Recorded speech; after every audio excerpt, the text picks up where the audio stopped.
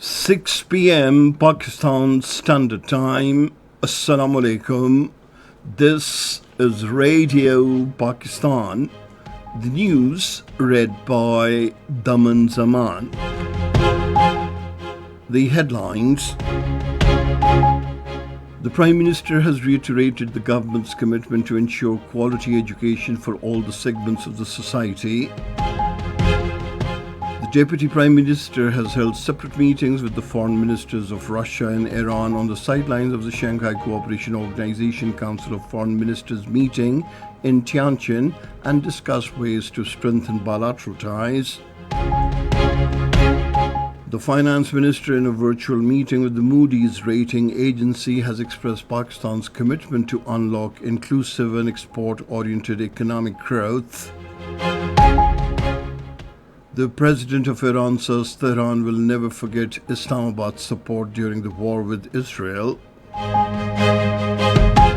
The All-Party Hurriyat Conference has urged the international community, particularly the United Nations, to ensure peaceful resolution of the Kashmir dispute. The United Nations Secretary General says ceasefire in the Gaza Strip is insufficient without implementation of a two-state solution. And now the news in detail. The Prime Minister Mohammad Shahbaz Sharif has reaffirmed Pakistan's commitment to explore and expand collaboration with Indonesia in the mutually beneficial projects. He was talking to the Indonesian Defence Minister, retired Lieutenant General Syafri Shamsuddin, who called on him in Islamabad today. The meeting underscored the deep-rooted historical, brotherly and friendly bilateral relations between Pakistan and Indonesia. Shahbaz Sharif reiterated Pakistan's commitment to enhance bilateral cooperation with Indonesia in all avenues, including economic, strategic, trade sectors and in the field of defense and defense production. During the meeting, the two sides emphasized on enhancing multifaceted bilateral cooperation. On the occasion, the Indonesian Defence Minister, retired Lieutenant General Syafri Shamsuddin, conveyed best wishes of the President of Indonesia, Prabowo Subianto, for the Prime Minister and the people of Pakistan. Prime Minister Shahbaz Sharif has reiterated the government's commitment to ensure quality education for all segments of the society. He was chairing a meeting to review the progress on the construction of Danish schools across the country and Danish University in Islamabad today. The Prime Minister said thousands of children will benefit from the establishment of Danish schools across the country. He directed for greater investment in digital and modern classrooms during the construction of Danish schools and Danish University. Shahbaz Sharif also directed the authorities concerned to recruit teachers and staff purely on merit, and handsome salary package should be offered to them. Shahbaz Sharif said work on the construction of Danish schools in Azad Kashmir and Gilgit-Baltistan should be expedited. The Deputy Prime Minister, Mohammad Asagdar, has held separate meetings with the Russian Foreign Minister Sergei Lavrov and the Iranian Foreign Minister Sayed Abbas Araghchi on the sidelines of the SCO Council of Foreign Ministers meeting in Tianjin. During the meeting with the Russian Foreign Minister, the two sides agreed to further enhance cooperation in trade, energy and defense sectors. The Deputy Prime Minister also invited the Russian Foreign Minister to visit Pakistan. During his meeting with the Iranian Foreign Minister Sayed Abbas Araghchi, Asagdar reiterated Pakistan's commitment to regional peace and stability. Both the leaders reviewed bilateral cooperation across diverse areas and discussed the evolving regional situation following the recent Israeli aggression against Iran. Meanwhile, the Deputy Prime Minister also met the Foreign Minister of Kyrgyzstan, Kulubayev, Zahinbek Moldokanovich, at the Great Hall in Beijing. Both the sides reaffirmed the commitment to the long-standing bilateral relationship and enhancing collaboration across all areas of mutual interest. The Finance Minister, Mohammad Aurangzeb, has expressed Pakistan's commitment to unlock long-term, inclusive and export-oriented economic growth. He was speaking during a virtual engagement with the Moody's rating agency in Islamabad today.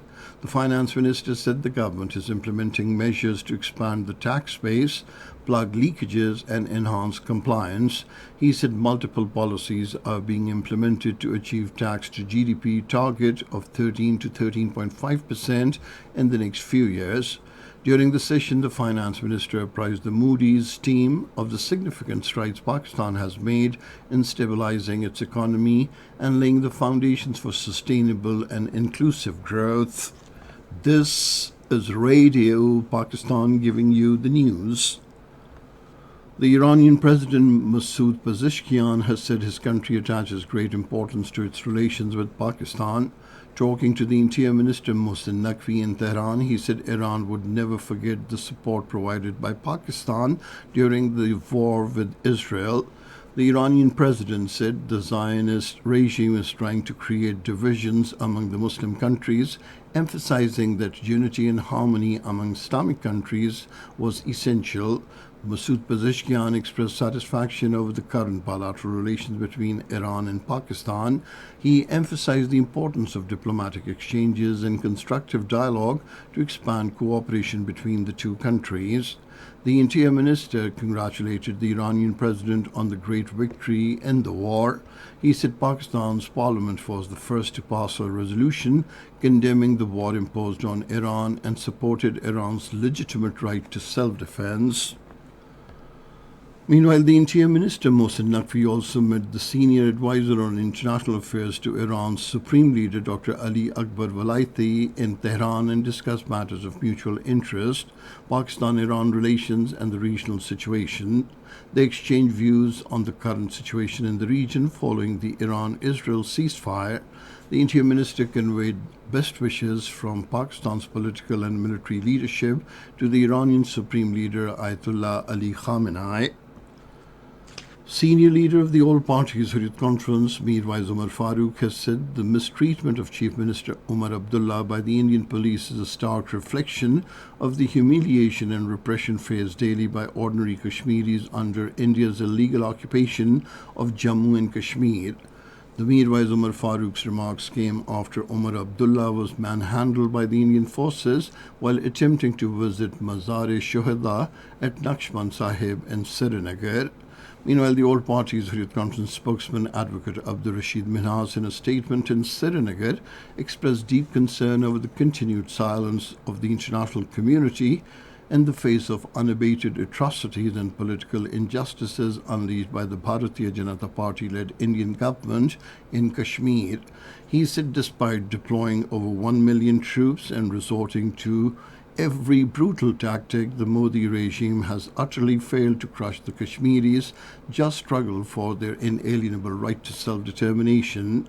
The APHC urged the international community, particularly the United Nations, to break its silence and fulfill its moral and legal obligations by taking concrete steps to end the ongoing repression in the Indian illegally occupied Jammu and Kashmir and ensure a peaceful resolution of the Kashmir dispute in line with the aspiration of its people.